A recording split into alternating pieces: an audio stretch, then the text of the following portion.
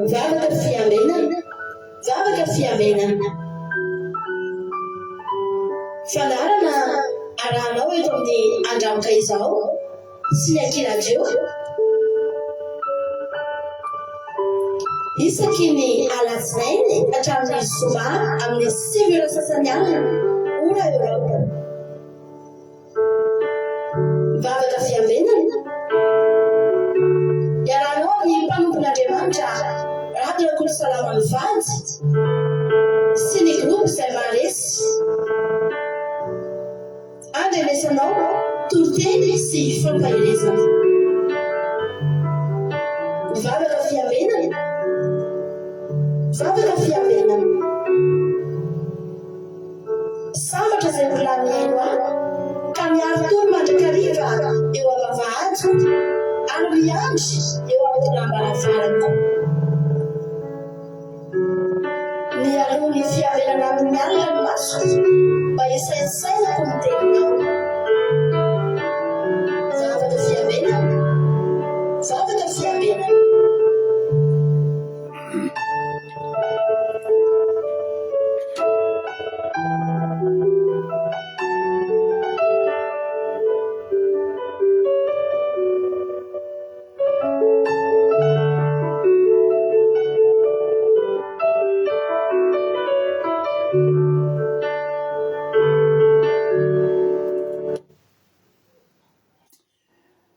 Alleluia, amin'ny fifanina lehibe indray raha sy nambambalala no ianona amintsika amin'izao fotoanana izao dia falibe ny tenako mianao aminao eto androany dia manana fiadanana tompo amintsika tsirairay avy isan-tokantrano isam-batan'olona izay tratranso miaraka aminay raha misaotra anao mifidy araka aminay indray amin'ny androany teto amin'ny fandarana andramoka izao fandarana izay andrendresanao tenin'Andriamanitra sy fampaherezana ary vavaka ihany koa.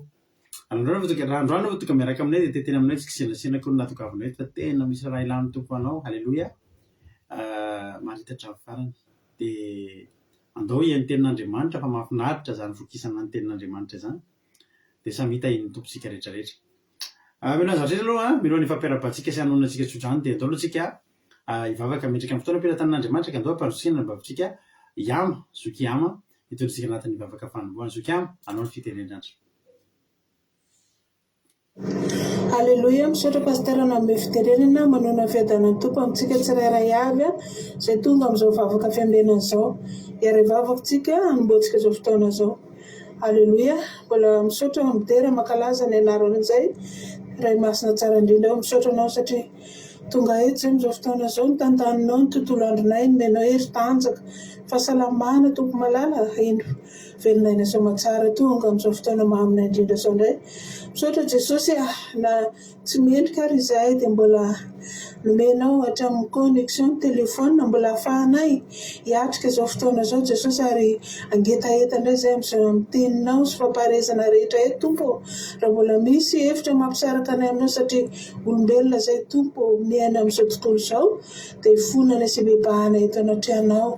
Mamindrafo aminay mamelany elika tompo malalo ary amboary fonay andray fampaharezana rehetra eto Jesosy mba ho fiainana ho anay tompo malalo ary manatreha feno izao fotoana izao na tompo malalo tena hoe tsintsinina izao fotoana izao raha tsy hatrehanao Jesosy ka manatena izay ny fanatrehanao manatena izay tompo malalo ny avalim-bavaka rehetra sy izay rehetra fantatro fa maso anay arotsako aminay eto tompo malalo tendreo leran'ilay mpanomponao izay ahitarika fotoana rehetra eto tompo malalo na ny vavaka ho an'ny firenena na nitondra ny teninao pastera melabelatra eny tompo malalo reo izay rehetra indray anjara amin'izao fotoana izao petraka efeny ampelantananao izao fotoana rehetra izao tompo malalo mety mbola misy ireo mbola eny an-dalana na any am-piasana fangianodian'izy ireo tompo malalo tsy sodisan-jarany amin'izao fotoana izao ampanginy tompo malalo izay feo tsy avy aminao okenao reriany no enina Jesosy malalo misaotra ray masina tsara indrindra voninahitra tolotra eo anao. Alleluia, amen. Alleluia, mankasirika andrianao raha nambavy ama anatin'izay vavaka mamy be izay nentinao izay nanamboarana fotoana dia Jesosy mahafity anao mitombozy sy pasoavana hatrany mahireza foana amin'ny asany tompo. Alleluia. Ny tsodranotsika androany dia ao amin'ny salama fahatelo salama fahatelo andininy fahasivy sy fahafolo amin'ny anaran'i Jesosy manao hoe Jehova salama fahatelo andininy 50 amin'ny aran'i Jesosy ny fakto zao. Jehovah vonjeo amin'ny fahavaloko ao aminao no iereko. Ampianaranao ny sitraponao fa ianao ny Andriamanitro. Aoka ny fanahinao tsara no hitarihanao amin'izay tany marina. Averiko. Jehovah vonjeo amin'ny fahavaloko ao aminao no iereko. Ampianaranao ny sitraponao fa ianao no Andriamanitro. Aoka ny fanahinao tsara no hitarihanao amin'izay tany marina. Halleluia. Amen. Dia tanteraka aminao anie zany tsodrano zany. Raha iso ny tsodrano Anglirin'Andriana Solo France tozy Jesosy mandrakizay Allemagne. Versilina France manambotso France Mirana André Malala Allemagne. Étude Noélina France, Jessica Patiti France, Thierry Moramella France, Codanela Belgique, Bersava Koweït, Sandola Koweït, Yama Koweït, Artisan de Madagascar France, Jessica Patiti France, Miraba Zukiam, Alléluia, Zukiyat, Alléluia, Felnarakut France, Erikarak France, Kekerandrina Solo Madagascar, Someva France, Erikarak France, Claude Razaka France, tonga soa Rantalina Marisalina Madagascar, Ranusolka Koweït, tonga soa et Thierry Berthelot France, bonsoir Thierry, encore Jessica Patiti France, Marie-Angela Dubaï, Angodina Rodriguez Arabie Saoudite. Alléluia. Faly be mahitanareo ary maniry pura maniry ahitanareo ahatratra ny farany daholo. Alléluia. Elana Mernena France, Côte d'Arnela Belgique. Ndao tsika aloha hira anankiray tsika dia aoriana antiry dia ijoro vavolombelona. Inona ny azonao ny mezam-boninahitry n'Andriamanitra androany? Inona ny azonao ijoroana vavolombelona? Ny ady ny andaminan'Andriamanitra ny asa mandraraha, ny fanapa-kevitra tokony raisina, dia isaorana n'Andriamanitra avokoa ny zavatra rehetrarehetra rehefa namilala fa tena tsara ny tompo ny fandaharana sy ny fandaminana ny fiainantsika dia mahafinaritra daholo avokoa. Halleluia. Ka dia mijoro vavolombelona aminareo fa dia nitahin'ny tompo alaminy ny fiainana, alaminy ny programa rehetra, ny asa mandraraha, tsy nisy inaraha zay menakavy kely atao tokantrano daholo, nomeny ny anina sahaza. Tsara Jesosy, halleluia. Tena tsara Jesosy rehefa namalala. Ary ny tena mahafinaritra dia ny fiarovan'Andriamanitra tsika tsy misy tratran'ny accident dia areti-kipoara tsy nahazo androany. Halleluia. Tsara ny tompo, halleluia. Tiekanao raha afaka ijoro vavolombelona hoe inona nataon'Andriamanitra tamin'ny fiainanao androany dia raha misy ny azonao lazaina dia tsy hanomboka ty fandaranty raha tsy misanarety ny Andriamanitsika. Halleluia. Elena Mernena efa teneniko teo, Anglina Rodriguez Arabie Saoudite, Normalala Sieno Madagascar, tahiany Jesosy isika menakavy. Halleluia. Fahasoavan'ny tompony eo amintsika rehetrarehetra. Raha tsika hira anankiray atolotra ampitiavana be antsika ty iray ty taoriana antiry ty tsika hamaky ny témoignage-nareo dia hitratrany amin'ny toriteny. Manofinaritra daholo ary isika tsirairay avy. Mario Tansinina Fabiola Menjanahary samy ihany koa ty tonga soa ianareo. Halleluia. Amen.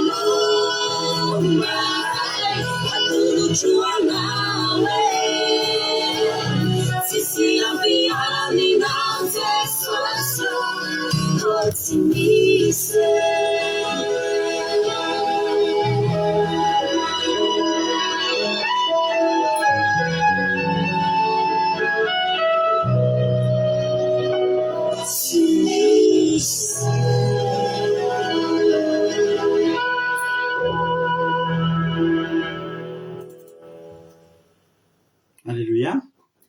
Ianao koa aza veresy ampisaraka anao amin'i Jesosy. Alléluia. Ozy le hira hoe ny ampisaraka anao aminao Jesosy dia tsy hisy aloha zany Alléluia. Dia mba ataovy ohatr'izany koa ny anao. Alléluia. Raha antsika tonga dia hiditra amin'ny fijoroana vavolombelona. Izy nanoatra voalohany rahalahy Thierry Berthelot nanoatra voalohany. Noho rahalahy Thierry Berthelot, la journée s'est bien passée, bonne entente au travail. Gloire à Dieu, alléluia, amen, alléluia. Merci, merci beaucoup Thierry. dia ozy izy soameva hoe teraina jesosy malalina tokony zapata fa vita soamatsara ny tombonandro nahazo fahasalamana hatrany sy nainy vaovao ratsy tonga eto atokantrano izay mianakavy tonga eto isika mianakavy velonaina soamatsara tsara anao jesosy malala alleloia amen misaotra soameva misaotra zokitody a amin'ny famerenana tsodrano olana mba vikodanyla alleloia misaotra jesosy malala fa tamin'ny tombonandro sy ny tontolo andro izay nomeny anay mianakavy sy ny fahasalamana hatrany fa tsara ny tompo voninahitra ho azy rery alleloia amen alleloia marina tyanay kanada tonga soa misaotra kodanyla tontolo andro kandrona izy zokiberta dia misaotra n'andriamanitra anay mianakavy ny lamma salama nafinaritra alleloia amen izy ny salinina hoe misaotra berta azao dia tabatro fisaorako anareo rehetra zay mijoro avolombelona sao dia misy voateniko avy eo hoy zokiny salinina dia raiky jesosy malala noho ny fitantanany ny fiainana mianakavy tamin'ity tontolo andro ity nomeny fahasalamana sakafo tontolo andro narovany tamin'ny loza sy ny rovo rehetra ary mbola natratra izao fotoam-bavaka izao alleloia amen makasitraka jesosy mpandresy madagasikara loblitina fransa tonga soa daholo voninahitro n'andriamanitra misaotra an' jesosy any amin'ny fahasoavana sy ny fahafahana omeny hoy soky rosemina tsara jesosy hoy rahalatojo ny tontolo andro kanao dia isoroko an' jesosy fa afaka manja nisy nanome kado tany ampiasana dia androany ray nisy nanome sakafo gasy efa ela be tsy noankitsony alleloia dia raina jesosy nomba sy niaro ary nanome sakafo sazo any amenakavy kely tsara ny tompo alleloia amen jesosy mpandresy madagasikara misaotra ny rahalatojo arsany apôstoly madagasikara hoy zokerika hoe alleloia faly be omaly fa anniversaire mariazy sivilanay mivady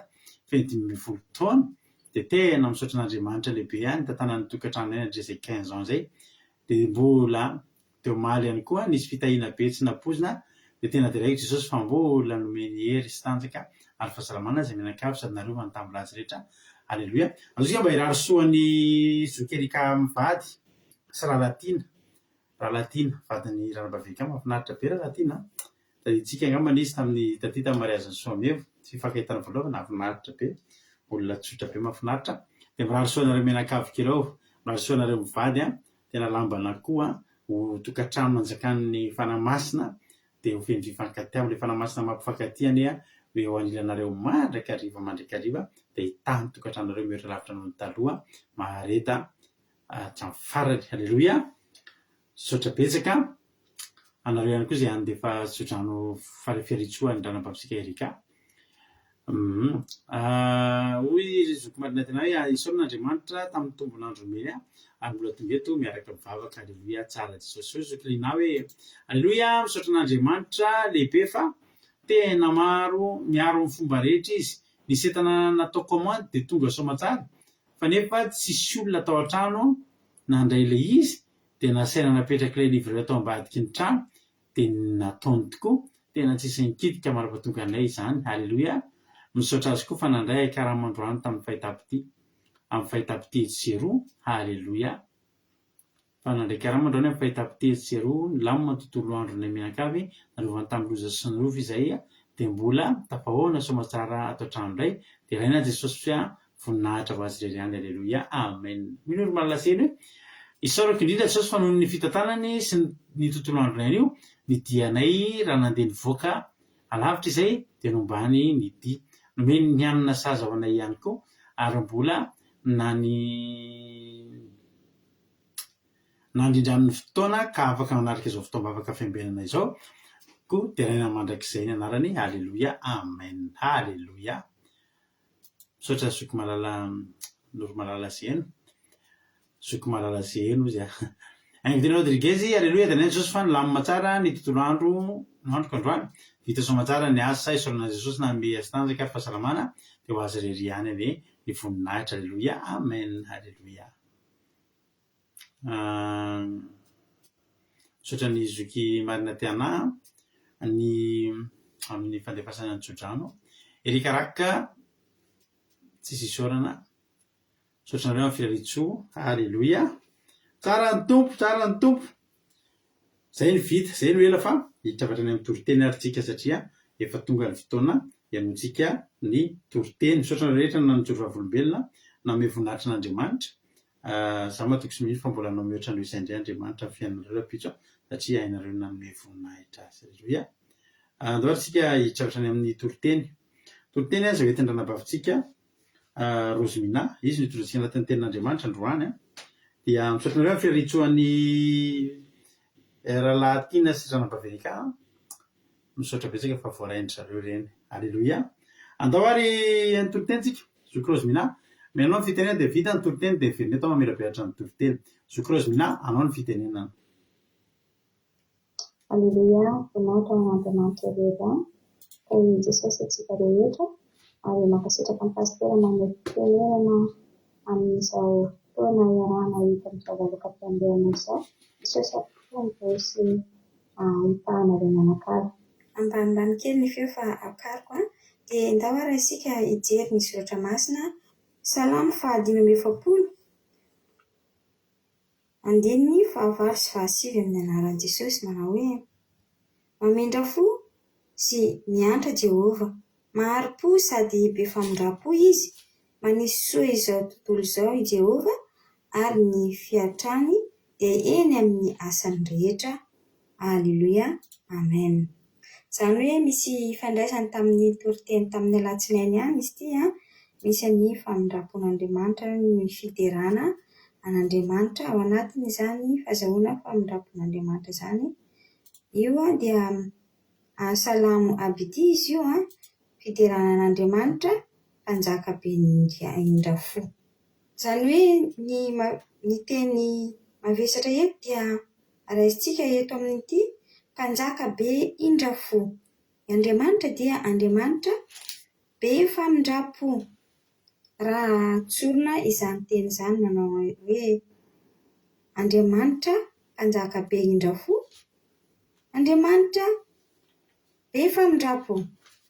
Izany hoe Andriamanitra antsika dia mamindrafo izy ary miatra ny olona rehetra izy no sady mahari-po sady be fitiavana.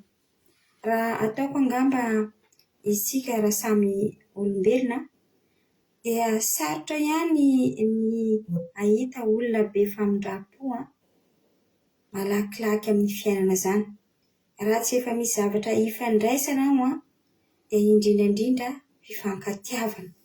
Olona mpifankatia ihany no afaka mifamindrafo ry havana. Olona mahay mifankatia, mahay mifandefitra, izany no olona afaka mahay mamindrafo amin'ny namana. Rehefa tsy misy izany fifankatiavana izany dia tsy misy izany famindram-po izany amintsika maha olombelona. Fa Andriamanitra kosa nefa dia lehibe noho izany.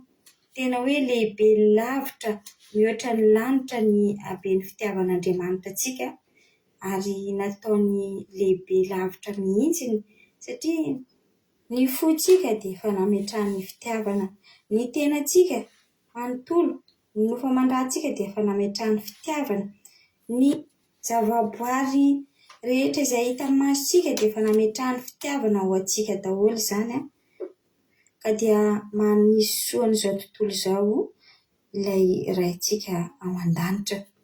Manisy soa isaky ny lohan'olona rehetra.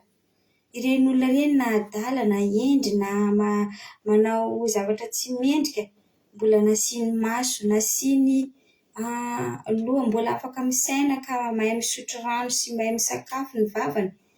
Izany rehetra izany dia fitiavana ry havana.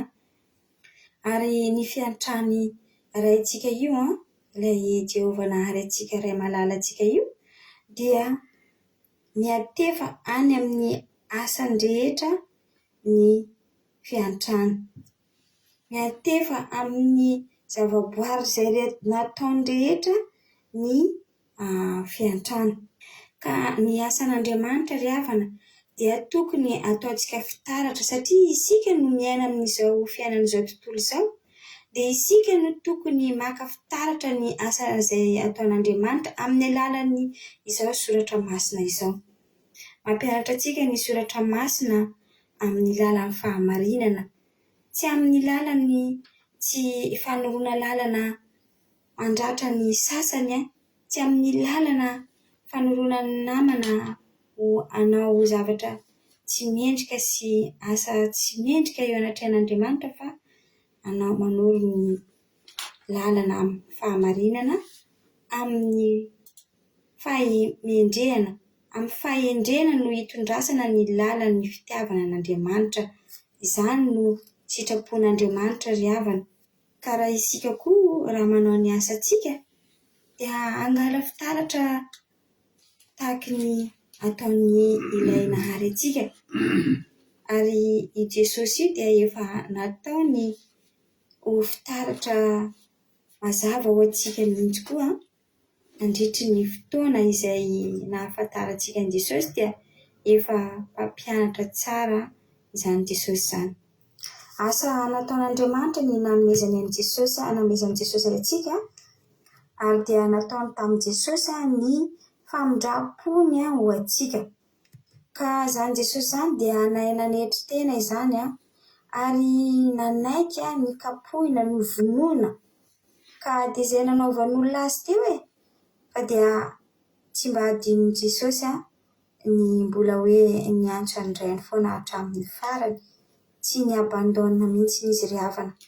Dia mba ho tahaka izany koa anie isika rehefa misy zavatra be dia be manimba ny ara-panahintsika na dia amin'ny fanompoana an'Andriamanitra izany, na eny an-dalambe izany, na aiza n'aiza misy antsika, na any amin'ny anivon'ny fianakaviana sy ny namana sy ny rehetrarehetra any na any amin'ny tokantrano isany tsirairay avy any misy zavatra mety manimba antsika any fa nefany ny asa tsara izay ataonao no iantefany ny famindram-pon'Andriamanitra amin'ny tsirairay avy.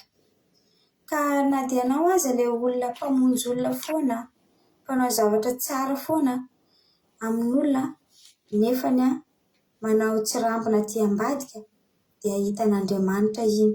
Fa raha zavatra madio amin'ny fahamarinana foana zavatra ataonao amin'ny fonao madio, ampitiavana, manana fandeferana, manana famindram-po dia mba ho tahaka izany koa ny ho ataon'Andriamanitra aminao raha manatanteraka ny asa tsara tahaka ny nataony isika.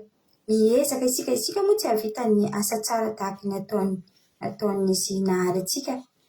Tsy ho vitantsika mandrakizay izany fa mba maka an'ilay izay mba ho vitantsika amin'ny fahatsarana sy amin'ny fahamarinana, tsy amin'ny fiatsaram-bela tsy. Izany zavatra tia tadiavin'Andriamanitra sady anindran'Andriamanitra fo amintsika, ka dia an'Andriamanitra tokoa ny voninahitra satria izy no ray be fitiavana, be famindram-po, mpanao ny marina ary tsy tiany ratsy. Ianao izay manao ny asanao antsirambina dia manomboka an'io dia andao fa hevery tsara fa io Andriamanitra io dia mety efa any amin'ny asanao ihany koa no jereny satria ianao ilay zavaboarina. Dia ny zavaboarina io dia hitany tsara ohatra ny antsika manondraka voninkazo, manao ny zaridainantsika rehefa tsy mahazo rano koa iny fambolentsika iny dia ho maina izy iny ry havana. Ndao ny fiainantsika rehetra, ny asa rehetra izay ataontsika dia ho lemalemantsika amin'ny alalan'ny fitiavana an'Andriamanitra, ny amin'ny asa tsara nataon'Andriamanitra. Ireny no rotsakorana mba ahazoantsika famonjena ampivelatra ny fanahintsika rehetra sy ny fontsika ao amin'ny lalan'ny fahamarinana tahaka ny zavaboary rehetra maniry ireny no hivoarany ny fiainantsika miaraka amin'Andriamanitra dia mahita vokatra isika, vokatra tsara satria mandray ny famindram-pon'Andriamanitra isika dia miroborobo ny vokatra rehetra izay ataontsika amin'ny fiainantsika. Ka dia voaharin'ny izy iray malalantsika, voaharin'i Jesosy ny fiainantsika rehetra satria izy ilay be fitiavana sy be famindram-po. Rehefa hitan'Andriamanitra isika manao ezaka amin'ny fiainantsika dia manohana antsika foana izy. Ity amin'ny 4:14 manao hoe Jehova manohana izay rehetra efa ho lavo sy sy mampitraka izay rehetra mitanondrika. Isika zany na dia mitanondrika isika dia hain'Andriamanitra ny mampitraka atsika rehefa ao anatin'ny fahamarinana isika, rehefa tia anazy atsika, rehefa miantso azy atsika, rehefa hitany fa izy irery ihany no Andriamanitsika ary miantso azy foana atsika amin'ny alalan'ny fiainantsika rehetra, dia hitany ireny ka dia amindrahan'Andriamanitra fo isika amin'ny zavatra rehetra izay ataontsika. Ka izany no atao hoe herin'Andriamanitra. Herin'Andriamanitra ny fandraisantsika ny famindram-pony azahoantsika vokatra tsara mahasoa ho antsika rehetra. Ary hita avy hatrany ny olona anankiray rehefa mahatsiaro fa nandray ny famindram-pon'Andriamanitra izy dia halala hideran'Andriamanitra izy amin'ny fony rehetra, ary dia halala izy sy hampatsiahy ny manodidina azy ny fahatsiarovana ny haben'ny fahatsarahan'Andriamanitra. Ka dia mahaiza mitango ny famindram-pon'Andriamanitra ry havana, tangosana io famindram-pon'Andriamanitra io isaky ny zavatra rehetra ataonao, ny amin'ny asa rehetra izay ataonao dia tangosana tahaka ny mitango ireny vokatra tsara izay fantenina ireny ireny no andraisana ny famindram-pon'Andriamanitra. Famindram-pon'Andriamanitra koa dia tena tahaka izany marina tokoa satria rehefa tsara ny zezika ataonao ao anatin'ny vokatra iray ataonao dia mahazo vokatra tsara ianao. Dia tahaka izany mihitsy ny famindram-pon'Andriamanitra rehefa tsara ny asa izay ataonao amin'ny fahamarinana, amin'ny fitiavana, amin'ny fomadio dia mora ny azahoanao vokatra tsara avy amin'Andriamanitra. Dia ilay famindram-po lehibe fa tsy famindram-po kely no azonao avy amin'Andriamanitra. Dia samy isika maniry ahazo ny famindram-po lehibe avy amin'Andriamanitra. Fa na dia lehibe na manam-pahaizana na tsara manao ahoana ny asanao, nefa ao am-ponao ao maizim-pitoka dia sarotra ny azahoantsika ny famindram-pon'Andriamanitra. Dia izay ry havana no azoko zaraina amintsika ny asantsika andao atao tsara, ny fitiavana ao am-pontsika andao atao madio ary aoka isika hanana fo madio mba azahoantsika izany famindram-pon'Andriamanitra izany. Raha tsy manana fo madio isika dia sarotra amintsika ny azahoantsika ny famindram-pon'Andriamanitra koa. Dia andao isika hanao zavatra mendrika ho an'Andriamanitra dia azahoantsika fitiavana avy amin'Andriamanitra araka izany teny izany tokoa. Dia voninahitra ho an'Andriamanitra irery ihany ny mino sy matoky fa nampahery antsika izay teny kely nozaraina teto izany. Dia an'Andriamanitra tokoa voninahitra. Misaotra an'i Jesosy antsika tamin'izany fizarana izany, fa tanteraka araka ny sitrapony anie ny teny voazara dia an'Andriamanitra izany no voninahitra hoe era voninahitra ho azy irery ihany ary asanatra mandrakariva ny anaran'ny raintsika ao an-danitra. Dia tahin'i Jesosy daholo mankasitraka pastera tahinto. Alleloia, mankasitraka indrindranao ranabavy Rosemina. Alleloia, tao anatin'izay tenin'Andriamanitra nentinao mahafinaritra be momba ny amin'ny famindram-pon'Andriamanitra izay. Jesosy zany mahality anao dia mitongositra sy fahasoavana hatrany dia mahaiza foana amin'ny asan'ny tompo ranabavy Rosemina. Alleloia, salama fa 570 no nivakiny androany andininy fahavalo sy ny fahasivy. Salama fa 570 andininy fahavalo sy fahasivy. Vakiko zao amin'ny alan'i Jesosy manao hoe mamindra fosy miatra Jehovah, maharo-po sady be famindram-po izy. Manisy soa izao tontolo izao Jehovah ary fiatrany dia eny amin'ny asany rehetra. Halleluia, amen. Ilay andininy fahavalo no tena andraisantsika fampiarezana be amin'ity androany ity. Mamindra fosy miatra Jehovah, maharo-po sady be famindram-po izy. Zany zany Jehovah mamindra fo izy dia miatra izy dia maharo-po ary be famindram-po io moa dikany hoe maro mamindra fo tsy efa fantatritsika tsika reo zay efa namindrano olona fo daholo fa ny olombelona farafabetsany nitely foana ny olona manao zavatra raha manao zavatra tsy mety ianao amin'ny olona indray mandeha toy ny hoe aza mba manao an'iny intsony hoe manao fandroana anao toy ny hoe io indray ianao fa mbola manao raha mbola manao farany ianao dia hitanao tsara manao farany amin'izay ianao tsy avelan'ilay olona tsony hoe efa indroany namindra fo tsy hamindra fo aminao tsony Jehova dia sady mamindra fo izy no miantra ndikany hoe maharo-po dia izao tezitra izy misy zavatra tsy mety zany atao zay dia te hamaly Jehova te hikapoka Jehova fa miezaka izy mitazona ny atezerana zany ny atao hoe maharo-po efa hita zao fa tsy mety le atao efa hita zao fa tsy mety ny ataontsika tena raha ny sitrapony tena te hikapoka izy fa mitazona izy miova irapitso halleloia zay ny atao hoe maharo-po ny tena misy fiaretana zany ao halleloia misy fiaretanao misy fiaretanao misy faharetanao halleloia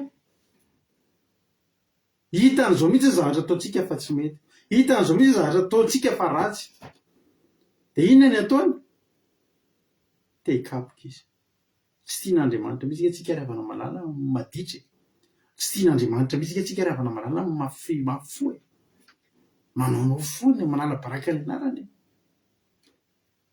tena tsy tiany ireny dia rehefa tsy tiany ireny dia inona ny ataony miaritra izy zao foana ny anatin'ny sain'Andriamanitra tsy mety ataonyity zanako ity fa zao foana ny an-tsainy miova irapitso halleloia ary io toetra ananan'i Jesosy mihitsy io nisy aviavy zay naniritra amin'ny tanimbaloboka haitsika tsara zany tantara zany dia rehefa naniry le aviavy dia maniry le aviavy fa tsy nety namoa ny voaloboka manodidina nefa sahirana koa mamoa satria troan'le aviavy ny tsiron'ny tany zay mantsiny natezitra an'le tompon'ny tanimboly le aviavy midoroboka be fotsiny mihinana n'le tsiron'le tany ka na dia le voaloboka tokony mba hamokatra tsara ohatry tsy dia zarizary satria troan'le aviavy isika rehetika raha malala mitroka ny fahatsaran'Andriamanitra isika rehetika raha mitroka ny tsirony zany fanompoana an'Andriamanitra zany fa nefa tsy namoa naika ho kapaina le aviavy hoy izy le tompon'ny tanimboloboka esory io fa manimba ny tany dia anao izy le mpikarakara anao izy le mpiandra ny tanimboly mpiasan'ny tanimboly hoy izy amin'ny herintaona aho izy ialako neny ho karakaraiko izy ho adiko ny manodidina ho asiako zezika tondrahako karakaraiko fa raha mbola tsy mamoa izy amin'ny herintaona dia kapao fa tsy maninona mbola manana herintaona Jehovah Andriamanitra ry havana nanana toetra nampitainy tamin'i Jesosy dia be famindram-po sady maharo-po hoy izy ny Exodosy toko fahaefatra amby telopolo ngefa kitsika azafady Exodosy toko fahaefatra amby telopolo mazavaiko tsara antsika ny famindram-pon'Andriamanitra sy ny hoe ohatranao zany Jehovah mamindra fo amintsika Exodosy toko fahaefatra amby telopolo andininy fa enina amin'ny anaran'i Jesosy manao hoe ary Jehovah nandalo teo anatrehany ka niantso hoe Jehovah Andriamanitra mamindra fo sy miantra maharo-po sady be famindram-po sy fahamarinana mitahiry famindram-po amin'ny olona rivo mandimby izy mamela heloka sy fahadisoana ary fahotana kanefa tsy mety manamarina ny meloka fa mamaly ny heloka amin'ny ray amin'ny zanaka sy ny zafy hatramin'ny zafiafy sy mizafin-dohalika atsagano ny tanina zay tena mahazo tanteraka ny tiany itenenina azonao tsara hoe tiany itenenina hoe inona zavatra tsapanao raha vakiko ty teny ity averiko vakina dia samy mba mamoaka ny heviny inona zavatra tsapanareo mamaky an'izany teny zany Jehovah nandalo teo anatrehany ka niantso Jehovah Andriamanitra mamindra fo sy miantra maharo-po sady be famindram-po sy fahamarinana mitahiry famindram-po amin'ny olona rivo mandimby mamela heloka sy fahadisoana ary fahotana kanefa indray efa tsikitsiky pitanao kanefa ozy izy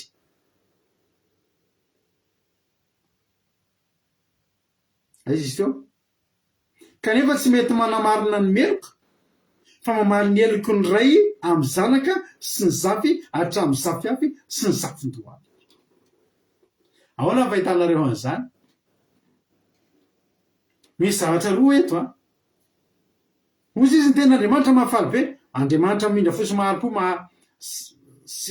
andriamanitra mindra fosy miantra maharo-po sady be famindra-po sy fahamarina mitahiry famindra-po amin'ny olona arivo mandimby mamela eloka sy fahadisoana ary fahotana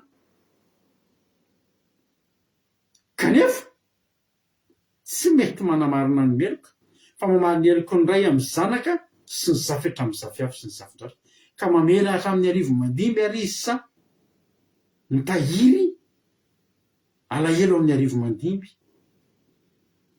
raha mamaky an'ity tenyity zany tsika inona ny zavatra mitranga andimby avito mitahiry famindra-po an'ny olona arivo mandimby izy sa mamaly ny eloko ny ray sy ny zanaka hatramin'ny zafyafy sy ny zafin-dohalika ohatsy ny arivo mandimby ihany koa zany mamindra fo ary Jehovah sa mitahiry sa mamaly ny eloka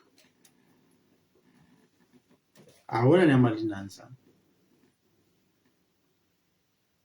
alleloia hitako hoe somary misalasana nareo mamoaka andrevitra fa hazavaiko anareo le izy zao ry havana malala andriamanitra mamindra fo maharo-po mpamela eloka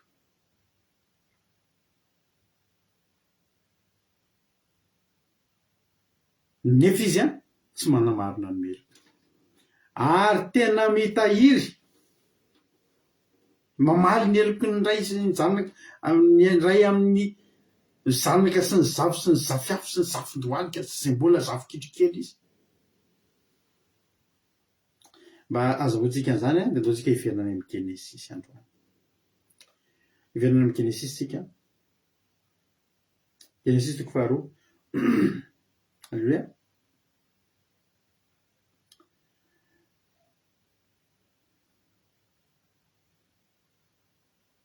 mamindra fo amin'ny olona be dia be fa nefa rehefa meloka dia meloka alao tao dia hiverinana amin'ny genesisy ke tsika hoy ny ten'andriamanitra genesisy a toko faharoa andiny fadimy ambin'ny folo sarotra ihany no namaly an'ilay fanontaniana napetraka hitako hoe sarotra fa le fanontaniako izay miperapetraka fotsiny hoe soraty iny fa hita hoe sarotra be ny amaly an'izay genesisy toko faharoa andininy fa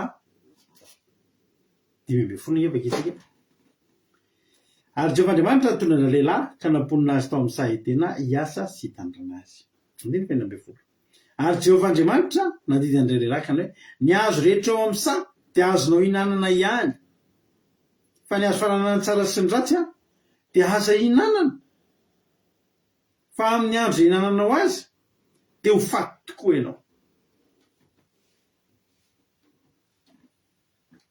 sotra ny lovily koa mamaly alleloia marina daholo ny teninareo a tsisy hoe diso fa marina daholoamisotra nareo a mandray anjara mamaly hoy tenin'andriamanitra hoe ny hazo rehetra ao amin'ny sa dia azonao hinanana fa ny hazo fananana tsara sy ny ratsy dia azo hinanana fa amin'ny andro hinananao azy dia ho faty tokoa ianao zany hoe zany maheno an'izany zavatra tenenin'ny raha tsika zany zao teo amin'ny toeran'ny adamo maheno an'i Jehovah miteny an'izany tsika fasafasy amintsika hoe amin'ny fotoana mihinana hoe dia maty dia mahitatsika hoe mihinana n'le tsy paoma moa izany fa hoe voankazo hoe mihinana le voankazo dia efa avy mihinana izy dia maty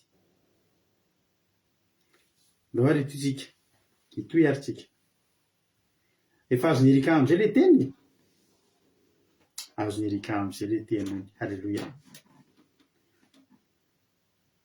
zao ny zavatra n'izy le hazo rehetra tao amin'ny sa ny nanan'ny adamo fa ny hazo fahalalana ny tsara sy ny ratsy dia mbola ny nanany ihany koa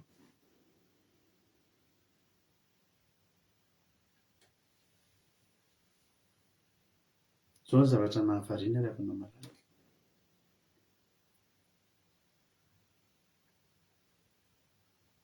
andininy fahaenina amin'ny genesisy toko fahatelo nge genesisy toko fahatelo a andininy fahaenina Ary hitana vehivavy fa tsara hofinana ny hazo sady mahafinaritra ny maso ary hazo matsiritra ampahendry. Tena nitaja ny voany ka ninanany ary nomeny koa ny vadiny ka dia nihinana izy. Tena hiritra ny mason'izy mivady ka fantany fa mitanjaka izy ary nanjaitra ravina viavy izy ka nataony sikina ho azy. Ary nandrehan'i Jehovahandriamanitra nitsakatsakana teo amin'ny say izy rehefa hariva ny andro ary raha lehilahy sy ny vadiny niry nitavan'i Jehovahandriamanitra tao anaty hazo tao amin'izany. Ary Jehovahandriamanitra dia nantso ny lehilahy ka nanao hoe aiza moa ianao? Dia hoy izy nandrehanao teo amin'ny saha dia natahotra satria nitanjaka ka dia nihery.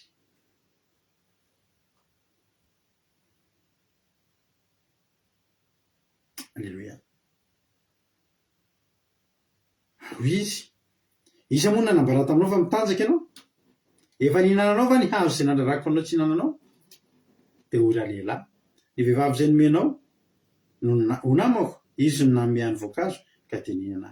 Ary hoy Jehovah tamin'izay vehivavy ino no izay nataonao? Dia raha vehivavy menarana no namitaka ka dia nihinana. Ary hoy Jehovahandriamanitra tamin'ny menarana satria nanao izany ianao tamin'ny nanao izany ianao ka amin'ny biby fiompirera dia sy ny biby direra dia ianao no voaozina. Ny kibonao no andehananao ary ny vovotany no hohaninao amin'ny andro rehetra iainanao. Dia amporofesiko ianao sy ny vehivavy ary ny taranakao sy ny taranany izy anorotoro anao lohanao ary ianao kosa anorotoro ny am'ilay tongony. Ary hoy izy tamin'ny vehivavy abe dia abe ny fahorianao indrindra raha manananaka ianao ary fahoriana niterahana zanaka ary ny vadinao ny anteran'ny fandrinao ka izy no anapaka anao. Ary koa izy tamin'ny Adama satria efa nihaino ny fiavadinao ianao ka nihinananao ny hazo izay nandrarako anao hoe azo ihinananao dia voaozina amin'ny tany noho izay nataonao. Fahoriana no ihinananao ny vokany amin'ny andro rehetra iainanao ary aniry tsirotsihery ho anao izy ary hohaninao ny anana famboly. Ny atsembohan'ny tavanao no ihinananao ny ampitsembohan'ny tavanao nazahoanao hanina mandra-pivelonao any amin'ny tany fa ny tany nanalanao fa vovoka ianao ary heverina amin'ny vovoka indray. Alleluia. Amen.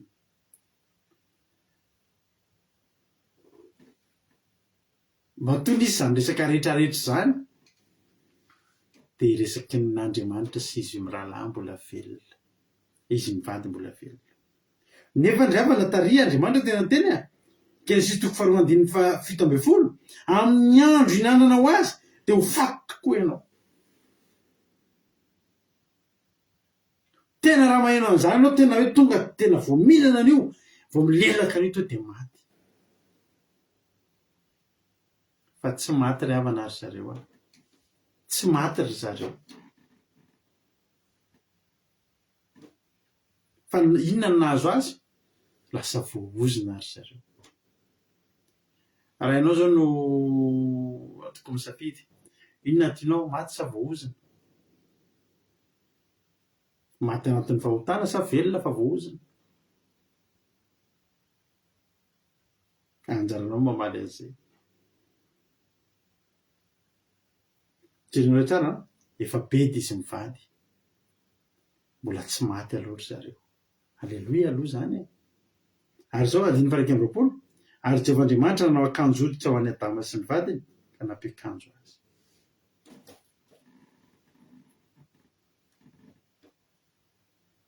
Ianao efa nahita hoe be dia be mihitsy ilay olona nefa mbola nomena akanjo indray izy aloha. Izany hoe Andriamanitra izany tena hoe tezitra tamin'izy mivady fa zao maharo-po izy dia be famindrapo izy. Teoneo ihany dia nivoaka ny famindrapony. Maty ny tiany ry marina tanana no hoe voaozina.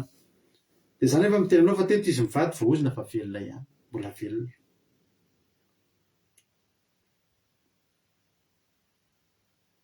Alleluia. Voaozina fa mbola nampiakanjona ihany. Zao ry havana malala. Raha vakitsika ny ten'Andriamanitra any amin'ny Genesis 5. Genesis 5 andininy 5. Genesis 5 andininy 5 mivaky zao hoe ary ny andro rehetra niainan'ny Adama dia 307 taona dia maty izy. Ay maty ihany izy ay maty ihany. Maty tokoa nefa tsy tokony ho faty. Inona no nahafaty azy? Satria namita tamin'Andriamanitra. Hoy ny tenin'Andriamanitra efa afatesana ny tambony ota fa eto koa tsika dia mahita Andriamanitra tena mamindra fo. Raha te hafantatra zany hoe ohatrany ahoana reny refin'izany famindrapon'Andriamanitra, ohatrany ahoana reny lanjan'izany famindrapon'Andriamanitra, dia teteny aminay ohatrohatr'izany ny lanjany, ohatrohatr'izany ny refiny raha tianao fantatra. Olona ny lazaina fa maty raha vao mihinana an'io voankazo io, mbola ny aina 37 taona. Alleloia. Raha tianao fantatra zany ny refin'izany famindrapon'Andriamanitra, 37 taona. Alleloia. Nefa nisy tariny teny vao mihinana io dia maty. Fa nihinana dia namindrano fo. Satria maharo-po sady be famindrapo Jehovah. Zany hoe tsara fa Kaina namono ny rahalahy izy, dia tezitra tamin'ny Kaina Jehovah. Tezitra. Satria io no namono olona voalohany teto an-tany. Io zany nandatsaka rahan'olona voalohany teto an-tany, dia tena tezitra tamin'ny Kaina Jehovah. Tezitra izy ry havana malala. Fa raha tezitra Jehovah, nampahafantariny any Adama, nampahafantariny any Eva, nampahafantariny any Kaina, fisy tsy afaka manamarina ny melo. Ary zao tamin'ny tany izay nataony Adama dia tsy nentina namarina ny Adama izy, tsy niteny tsy eny ary efa tsy maninona e. Ninona zany ireo tsy maninona? Hoy izy Andriamanitra, za efa niteny fa ho fatinareo fa zao ho faty tokoa nareo. Fa andala aloha miaina 37 taona. Dia zao amboary amin'izay ny lalana. Fa ho fatinareo. Fa za efa manomana sahady fitsanganana maty, alleloia, ho an'ny olona izay na dia diso aza. Efa namindrana fo dia nahay nandeha araka ny tokony izy amin'izay. Alleloia. Kaina ravana malala namono ny Abela rahalahy. Genesis 4:5-10. Ary Jehovah taminy, noho izany niza mono any Kaina dia hovariana fito eny izy. Hoviavana i Kaina namono, fa Kaina arovan'i Jehovah tsy azo vonoina.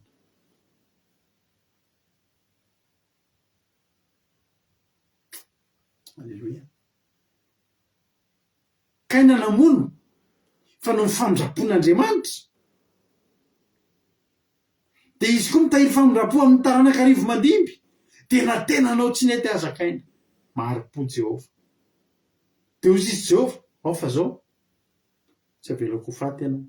Ianao no namono fa ianao ho porofoko aminao. Za dia Andriamanitra mpamindra fo. Dia tsy maty Kaina rehefa anao malala. Zany hoe namindra fo Andriamanitra, fa Kaina voaroka ihany koa. Tena dia niasa mafy ihany koa, fa velona ihany. Izay ny Andriamanitra tsy manamarina ny meloka. Tsy maintsy misy foana zavatra zakaina ao anatin'izany. Fa amin'ny akabeany dia maharo-po sady be famindrapo Jehovah Andriamanitra. Alleluia. Amen. Salamo 4:20. Salamo 4:20. Andininy 15. Fa ianao tompony tsara sady mameleloko ary be famindrapo anziritra miantso anao. Misy olona lalana roa ny alehan'ny olona rehefa avy nanao tsy nety teo anatrehan'Andriamanitra. Ao ny mandeha miafina tahaka ny Adama, miafina tany anaty hazo izy satria nanota, menatra izy eo amin'ny Jehovah. Ao ny nandeha mitsoaka niala an'Andriamanitra, niala an'i Jesosy ngeravana zany Jodasy zany rehefa avy namadika azy. Moa ao indray ny voame manatona azy. Alleluia. Amen. I Petera ravana rehefa avy nandany Jesosy ny telo dia tomany izy aloha. Tomany, nanala ny fody. Fa nanomboka teo, i Petera ny mpianatra voalohany nanomboka nanavao ny fanarahan-dian'i Jesosy. Mbola tsy maty kory Jesosy. Dia rehefa mamaky ianao any amin'ny filazantsara any, dia isaky ny toerana nisy an'i Jesosy dia nisy an'i Petera. Alevina Jesosy dia eo Petera. Nitondra ny azy fijaliana Jesosy dia nanaraka teo tena lavitra. Hoy izy tena Andriamanitra nanaraka tena lavidavitra teny Petera. Zany hoe zao tsy navelany Petera hifarana teo amin'ny fahadisony ny fifandraisana izy Jesosy rehefa malala. Zany raha miteno azy avela hifarana eo amin'ny fahotanao io ny fifandraisanao sy n'Andriamanitra. Fandana manantona azy. I Jodasy tsy nentina nanantona an' Jesosy, vomenana lavitra azy, ny devoly amin'izay no nitarika azy tany amin'ny famoiza-po.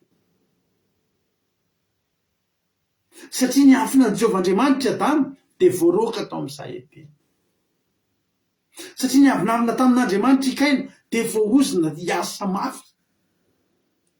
Halleloia. Androany hoy ny tena Andriamanitra Salamy fahaenina amby valopolo andiny fadimy. Fa ianao tompony tsara sady mamela heloka ary be famindram-po an'izay rehetra miantso anao. Raha anao tsy nentenao androany. Toy izany hoe menatra be an'i Jehovah fa tsy hoe dia amela heloka tsoa fa aleoko miala dia ho tafiala aminy ianao. Fa Jehovah Salamy fahaenina amby valopolo, Davida ny Jorovavolom-belona ny teny hoe fa ianao tompo no tsara sady meloka ary be famindram-po amin'izay rehetra miantso. Ndao hiantso azy. Halleloia. Ndao hiantso azy. Dia ndao hifona. Dia andray famelan-keloka isika. Salamy fahazato. Halleloia. Salamy fahazato andininy fadimy. Anao izay ten'Andriamanitra. Fa tsara Jehovah manak'izay ny famindram-pony ary miaritra amin'ny taranaka fara-madimba ny fahamarinany. Halleloia. Ty ny tena mahafinaritra ty. Takeo vaketsihana Salamy fahatelo amby zato. Salamy fahatelo amby zato andininy fahavalo ka hatramin'ny fahaefatra ambin'ny folo ho vaketsika.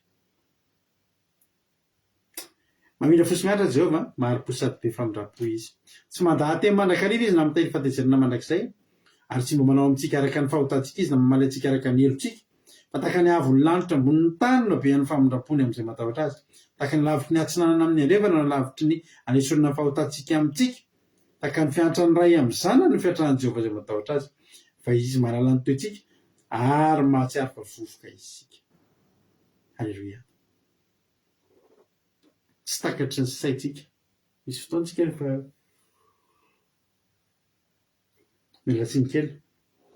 Misy fotoantsika rehefa le mahita olona ohatra hoe jolahy be ireny namono olona. Dia izao ny hevitra tetra izy. Tokony gadraina mandrapahafaty io. Tokony atao am-poto mihitsy io. Tokony vonoina mihitsy maso olona maso. Detesitra mihitsy tsika amin'iny olona mpamono olona iny.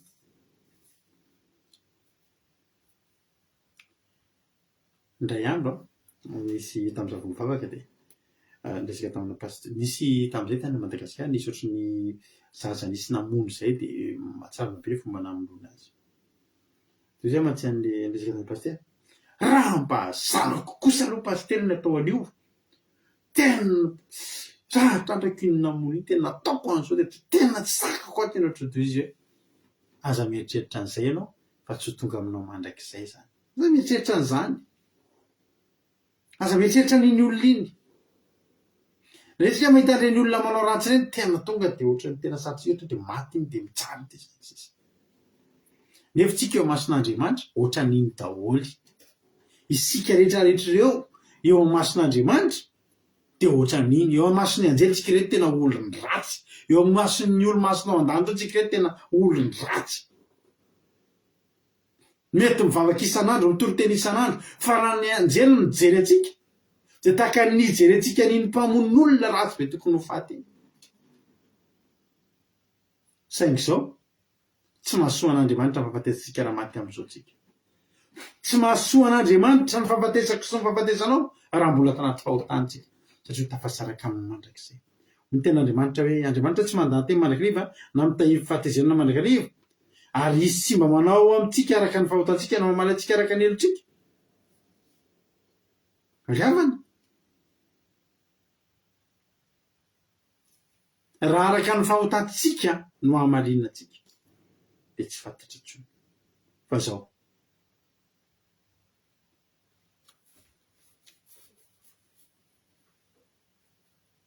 Tsy takatry ny saitsika mihitsy a. Zaho misy rahalahy zay hoa tantariko anareo foana izy ity. Ny olona mpanety anahy ny coiffeurako izany tamin'izaho mbola tsy sola loha.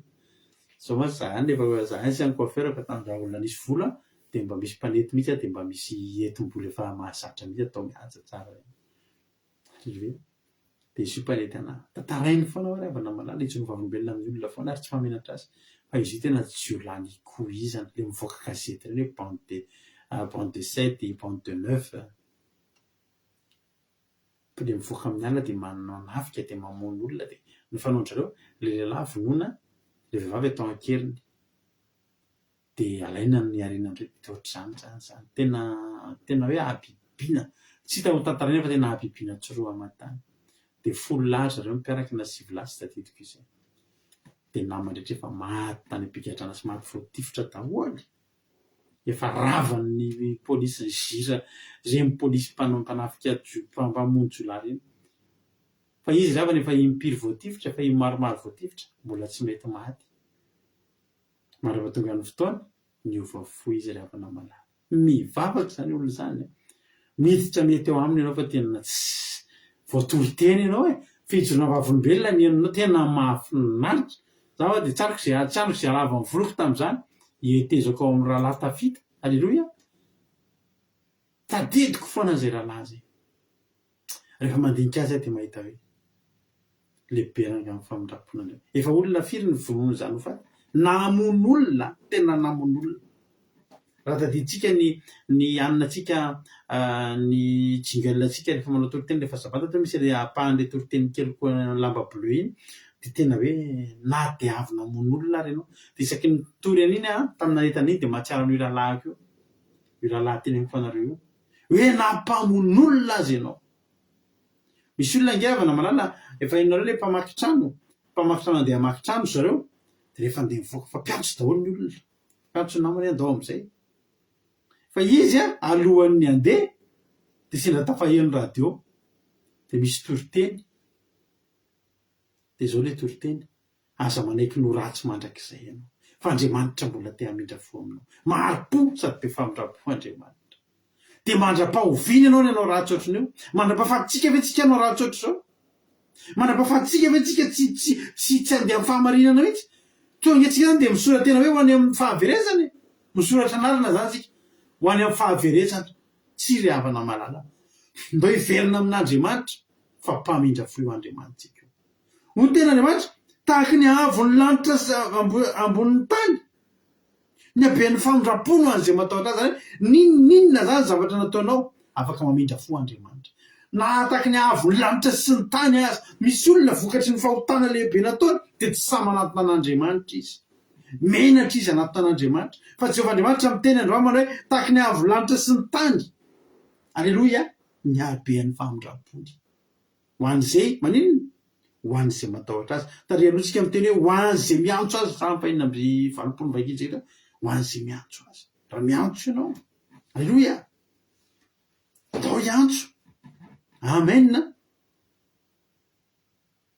azo ataony miverina amin'Andriamanitra satria Andriamanitra namindra fo le hoe miantso mantsy tsy hoe miantso fotsiny fa olona vonona hiala izy ny tena hoe vonona hiantso an'Andriamanitra amin'ny fondretra hoe za Jehovah mba hamindrao voa tamin'izay zavatra tsy nataoko koa ny tena Andriamanitra ny Daniel maranako azy dia hitra ny fijanona fahatsapana avy hatrany isika alleloia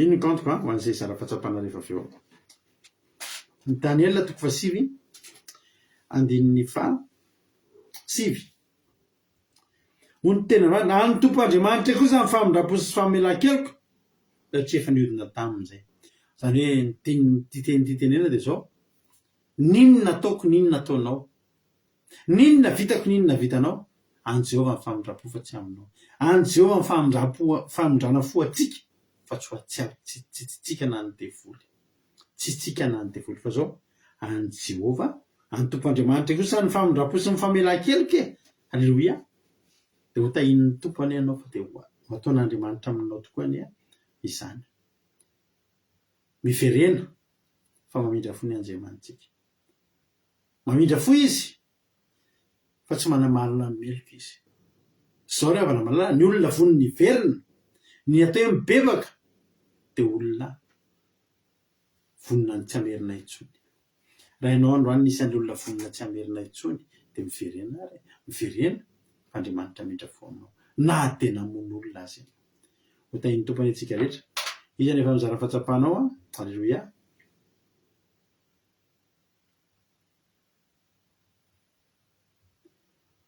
Alleluia. Misy ary ve amintsika efa vonombonina izara fahatsapana.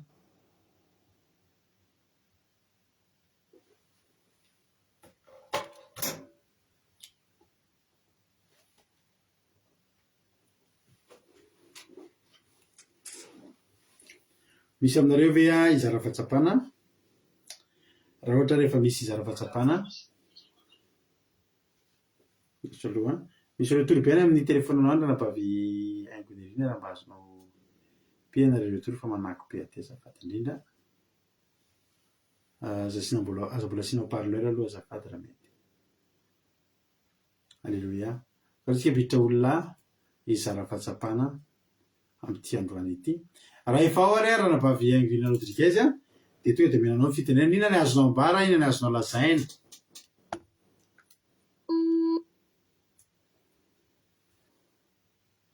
Alleluia, mankasitraka pasterana amin'ny fitenenana dia manao ny fiadanan'i Jesosy amintsika rehetra rehetra. Mankasitraka anareo mianabako tamin'ny tenin'Andriamanitra fa amin'ny mihitsy ny toriteny ny zavatra tena nakasika ampiana ny fahalehibiazan'ny famindrapon'Andriamanitra ilay tao amin'ny Exodosy teo iny androany zany ty teny ty vao tena azo mazava tsara rehefa mamaky an'ilay teny ianao dia hoe Jehovah mahari-posady be famindrampo sy fahamarinana. Dia rehefa eo amin'ilay andiny fahafito indray nefa izy zany da kanefa ozy izy tsy mety manamarina amin'ny eloka. Nefa voalohany izy hoe mahari-posady be famindrampo dia androany izy nazava tsara mihitsiny dia azo tsara mihitsy zany izy tamin'ilay fanazavana momba ny Adama sy Eva teo iny satria hoe efa ntenenin'i Jehovah Andriamanitra zany izy hoe raha mihinana ny voankazo fahalalana ny tsara sy ny ratsy nareo dia ho faty tokoa. Dia hoe ny fahafatesana ny tambiny lota dia tokony ho faty telo hoe zany Adama sy Eva fa Andriamanitra mahari-posady be famindrampo an'Andriamanitra dia na izy andremo Jehovah Andriamanitra ihany raha tonga dia na nandraitra akandro na nampitafiana izy mivady. Dia androany vao tena nazava tsara mihitsy ny ty tenin'Andriamanitra ity. Dia hoe tahaka izany koa ny Kaina hoe i Kaina dia izy no namono olona voalohany indrindra nandatsaka ran'olona dia tokony ho faty koa zany Kaina nefany Jehovah Andriamanitra mihitsy ary nyteny hoe izay olona mamono any Kaina dia ho valiana sady be mihitsy moa ilay valiny amaliana izay olona mamono any Kaina teo. Dia izay zany tena ny bebe ny famindrampon'Andriamanitra. Dia ny faharoa hoe lalana roa rehefa avy nanao fahotana na avy nanao ratsy, misy ny mitsoka dia misy ny miafina dia fa misy kosa nefany no miverina manantona an'i Jesosy. Dia tahaka ny Petera zao, Petera na dia hoe efa nanao ratsy mivadika tamin'i Jesosy ary dia izy tsy miala mihitsy izy fa nanaraka teo foana satria tsy teny hoe tao anaty vadisony no natao anaty no natonga ny fisarahana tamin'i Jesosy hoe tao anaty vadisony no lasa nampisaraka fifandraisana tamin'i Jesosy fa dia nanaraka teo foana izy dia avy eo moa lasa fantatsika tsara tantara Petera dia zava-dehibe zany hoe na manototsika dia tsy tokony iny no ataontsika hoe zao zavatra ataoko izao hoe dia mbola azo famindrampo amin'Andriamanitra fa Jehovah Andriamanitra zany dia tena mamindra fo ho an'izay rehetra miantso azy dia ho an'izay tena vonona ihany koa hiala amin'ny ratsy fanao dia hiverina amin'Andriamanitra. Dia tahaka an'ilay tsolahy iny hoe efa nisy be dia be na mandretrarehetra maty ireny zao dia maty tao anatin'ny fahotana fa izy kosa dia voavonjy dia lasa mpitory telo lasa mpitsory vavolombelona. Dia izay no angalantsika lesona be mihitsy zany androany hoe tena mampamindra fo Andriamanitra dia mila tena miverina amin'ny tanteraka koa isika. Izay no tena nakasika pastera makasitraka indrindra tahin'i Jesosy. Amen. Alleluia be mahakasitraka indrindra anao Ranabavy Angelina Rodriguez tamin'ny fizarana fahatsapana mamy be mihitsiny. Halleloia. Andriamanitra manakaripasoana maro fitianao a mitombositra fahasoavana hatrany dia mahereza foana amin'ny asan'ny tompo a Ranabavy Angelina Rodriguez. Halleloia. Tsika biditra olona hafa manaraka indray ary a izara fahatsapana manaraka. Halleloia. Ka raha ohatra ary a efa vonimboninao a rahalahy tojo a dia tonga dia menanao fitenenana inona no azonao ambara, inona no azonao lazaina rahalahy tojo. Tainga Jesosy tsika rehetra dia sorabetsaka pastera name fitenenana. Ny any tena nakasika ana voaloha aloha le tantaran'le rahalahy tafita teo. Ndry voakasika kely foana mifoka amin'iny hoe efa namon'olona tena efa nanao abibiana tena hoe be izay be ny zavatra nataony e. Nefa dia mbola anankifolo izy efa mifirina mibasina sisa fa nefa izy tsy mety maty mihitsy. Dia tena hoe fanananan'Andriamanitra programa zany izy dia tena mahakasika anahy kely foana iny tantara iny. Dia tena hoe be famindrapo Andriamanitra. Dia nakasika anahy teo koa hoe na dia tokony ho faty eo eo azahay Adama satria andikadidin'Andriamanitra mbola 3,700 taona izy velona. Tena mahagaga zany a. Tena hoe tsara Jesosy. Halleloia. Dia izy koa mbola na dia nanota ry Adama sy Eva dia mbola izy nanao akanjo an'asa ireo. Tena tsara Andriamanitra. Hita amin'ny fiainantsika dia tena fiainako dia tena ahitako hoe tsara Andriamanitra. Halleloia. Be famindrapo taminah koa Andriamanitra. Dia tain'i Jesosy taontsika rehetra. Halleloia. Amen. Halleloia. Amen. Mankasitraka indrindra anao rahalahy tojo a anatin'izay tenin'Andriamanitra izay. Izao ngery avana malala nampikikely azy na dia hoe maty any ary Adama 3,700 taona tsy dia mbola tsika rehetra ho faty daholo ihany. Fa ny zavatra tena mahafinaritra mbola nomen'Andriamanitra possibilité ho velona indray koa tsika ho velona mandrakizay raha mbola manaja ny didiny. Tena hoe lehibe Jehovah. Tsika metsika fitenena indray ary a no tsika marina ty anahy. Inona indray ary a no azonao ambara, inona no azonao lazaina marina ty anahy. Eta entombo pastera, ny tena nakasika an'androny hoe le karazana fiverenana, tsy hoe fiverenana moa izany fa hoe rehefa avy manoto tsika dia zavatra anankitelo no mety mitranga na itsika tonga dia mitsoaka miafy na itsika mitsoaka izany tena hoe tsy miverina mihitsy.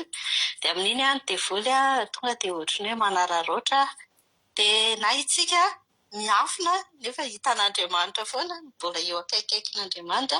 Atsika manao ohatran'ny Petera manao adosontsika fa manaraka eny any ohatran'ny tena hoe nanamarika anazy izay toe-janafatra misy anankitelo izay. Dia faharoa hoe ny famindrapo sy ny fitsarana zany eo amin'Andriamanitra dia tena misy zany ilay izy tsy ekeny ny ratsy nataontsika fa izy maro-po dia izy mamela heloka tahaka ny nataony tamin'ny Adama, Eva dia Kaina. Izany manasazy fotsiny fa tsy mamono eo zany ny Andriamanitra. Dia faharoa ilay mazava-dehibe fibebahana hoe tsy mahasoa an'Andriamanitra izany ny fahafatesan'ny mpanota dia mila miantso, mila mibebaka isika miverina amin'ny zavatra tsy mety nataontsika. Dia io famindrapo io mahatonga ny famelana avy any aminy manambara mihitsy hoe vonona ihany isika amin'ny ratsy ataontsika dia misy fahamarinana dia Andriamanitra manome an'izay rarino antsika izay. Mankasitraka indrindra pastera tain'Tompo. Halleloia. Mankasitraka indrindra anao Ranabavy marina ty anao tanatin'izay vavaka fizarana fahatsapana mamy be izay. Andriamanitra manakaripasoavana anie amaly fitianao dia mitombositra dia tombo fahasoavana dia mahereza hatrany amin'ny asan'ny tompo Ranabavy marina ty anahy. Tsika biditra olona hafa manaraka indray ary izara fahatsapana manaraka. Halleloia.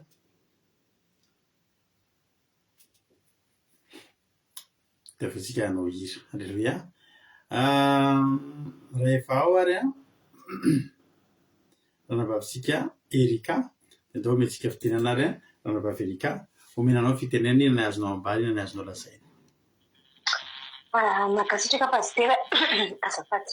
Makasitraka pasitera amin'ny fitenenana dia farina rabanao sy ny ankonanao tsika rehetra izay manaraka amin'izao vavaka fiombenana izao indray dia makasitraka anareo mianabata amin'ny totena sy ny famelabelarany tena mamy be sady misy lesona ngeza be azo mitsoahana.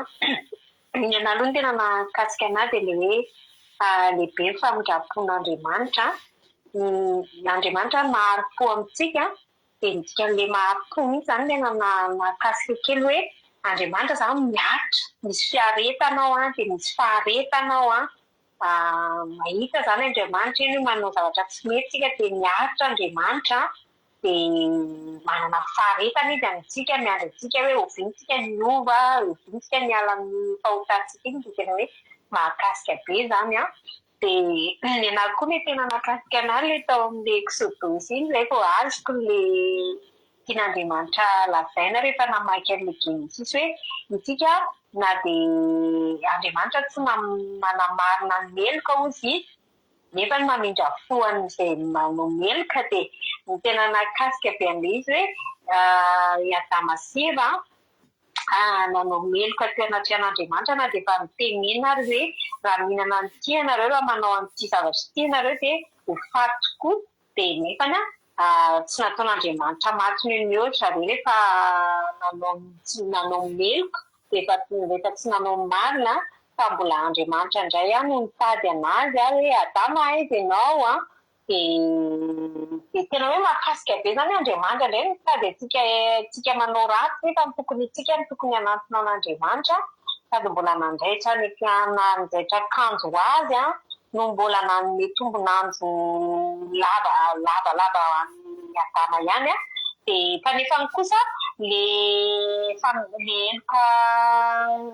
eloka ny Adama sy Eva iny izany nanaraka anazy tamin'ny taranany tara-mandiny ohatrany hoe tsika zao izany dia efa misy an'ilay ozona avy amin'ny fahotany Adama sy Eva kanefa kosa Andriamanitra anatin'izay dia mamindra fo dia nanolorany an'i Jesosy zao meny antsika mba tonga antsika azo amin'ny famindrapo dia namanota tsika izany nananota ny tany aloha tany ny razambentsika sy ny ohatran'izany dia tsika rehefa manantona an'i Jesosy dia mamindra fo azy Andriamanitra amin'ny alalan'i Jesosy dia fahatelo tarany tena nakasika anahy hoe be dia be ny olona rehefa manao fahotana manota dia tsy sahy manantona misy ny tsy sahy manantona an'Andriamanitra ohatry ny Adama izao nitsoaka an'Andriamanitra dia ny Jodasy tena hoe niala tsy nety nanantona Jesosy fa analony namono tena dia tsy nety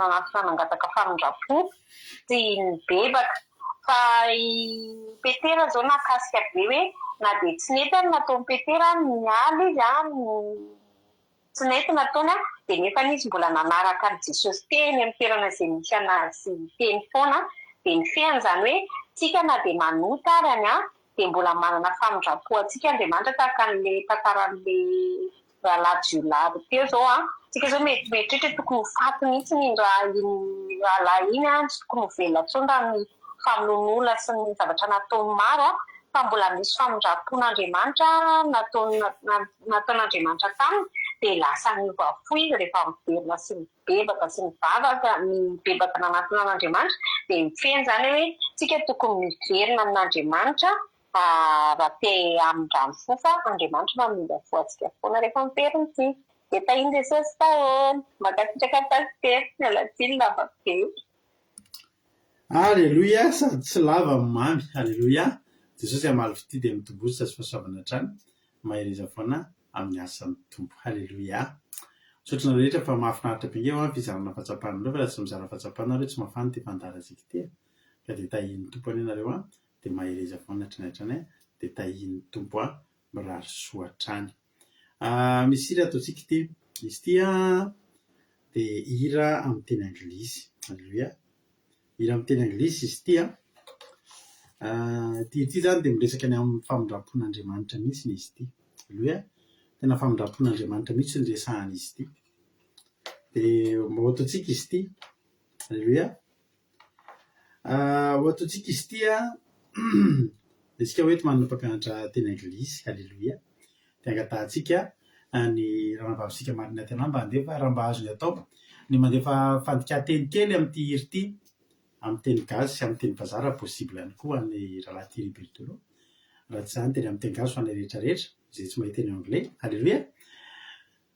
Dia alefantsika ty hiri ity dia orinazantsika tonga dia hivavaka misaotra sady amin'ny marina tena tamin'ny fandefasana ny traduction ny amin'ny tononkira. Ndao ary meno finaritra tontolo antsika mpamindra fo Andriamanitra.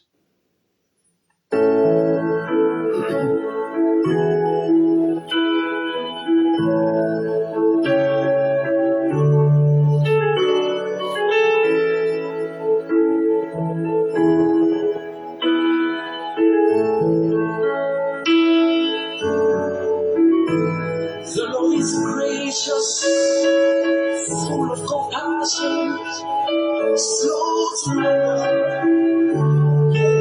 men of great mercy, merciful God, nobody like you. You are merciful, merciful, merciful. Merciful you are God, yeah. You are merciful, yeah. You are merciful. I call by your name, Jesus, Jesus. You are God, you are merciful, yeah. Full of compassion, slow to anger.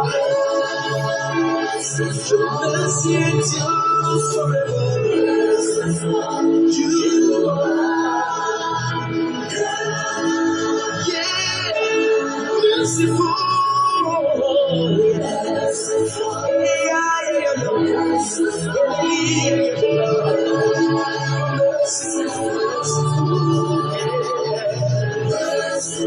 Jesus,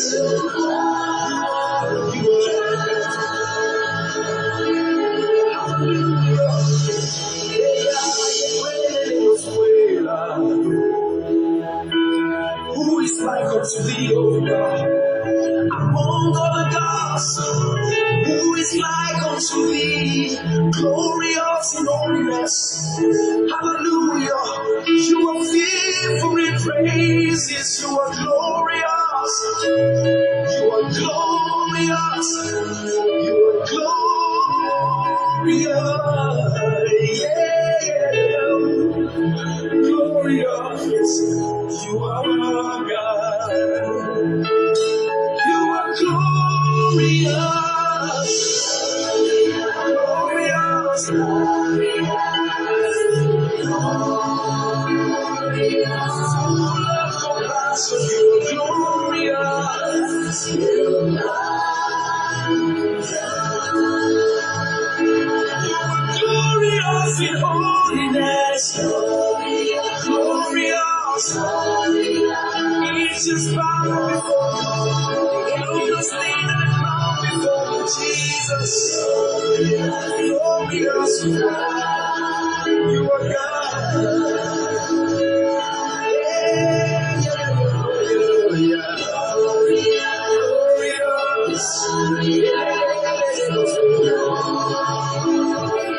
glorious, we call you by name, glorious you are, majesty we are, yes,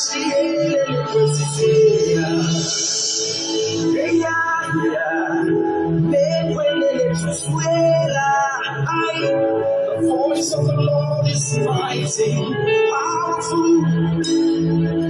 The voice of the Lord is full of majesty.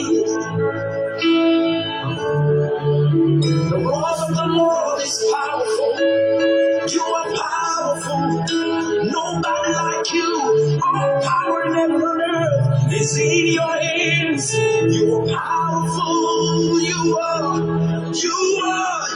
God. Yeah, you are powerful. powerful. Jesus, you are powerful. So much greatness of your power, your enemies submit.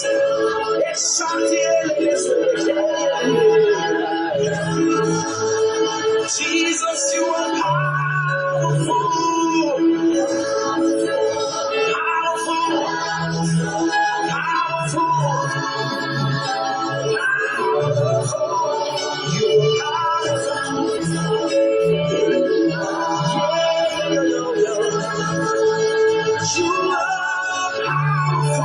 Jesus,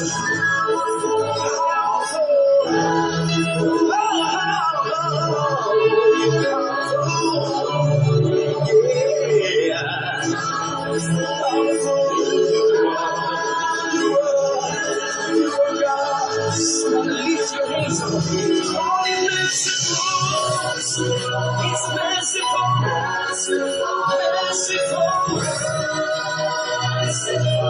His mercy endures forever.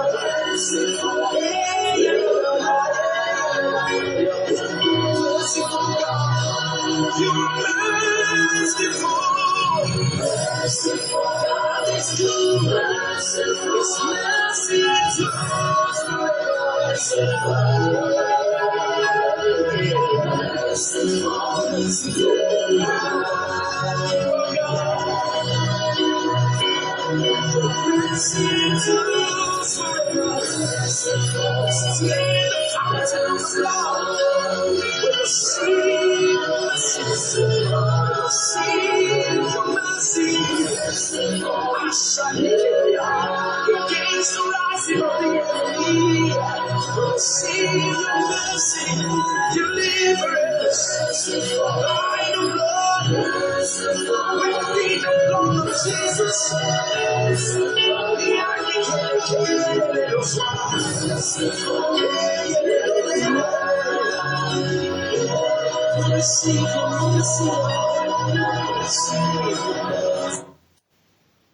Imaginez pouvoir créer une...